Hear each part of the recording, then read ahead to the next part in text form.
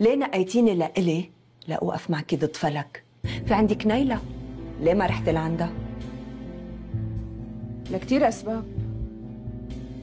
انتي وقفتي مع فلك بالمحكمة رغم انكم كنتوا متدابحين، ورجعتوا أصحاب مثل أول وأكتر.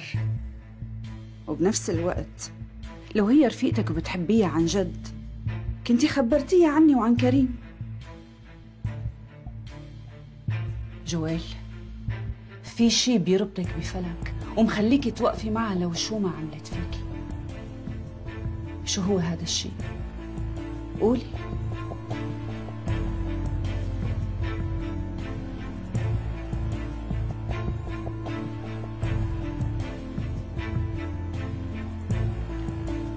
جويل، هاي المرة بتخوف كتير، بتخوف، ورح تأذينا كلنا إذا مو اليوم بكرة.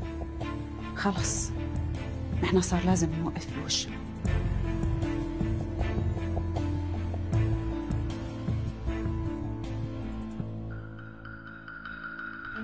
ياما يا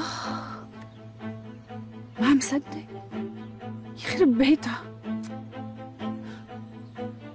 منيح خبرتيني.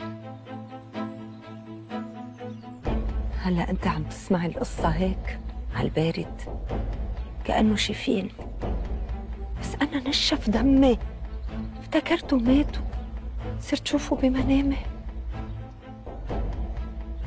تخيل قد ايه ريحتيني هلا. الحمد لله، الحمد لله يا رب إنه هو منيح. صدق قد ارتحت.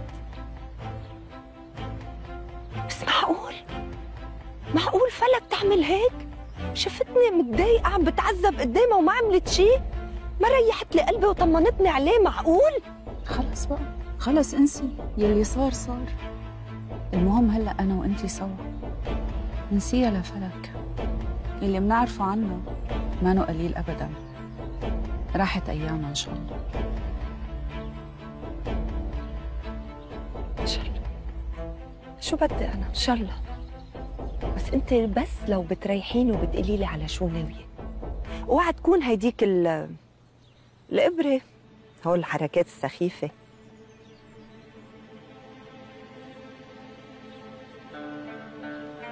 ما تطلعي فيي هيك، اكيد بعرف. ايه ماشي.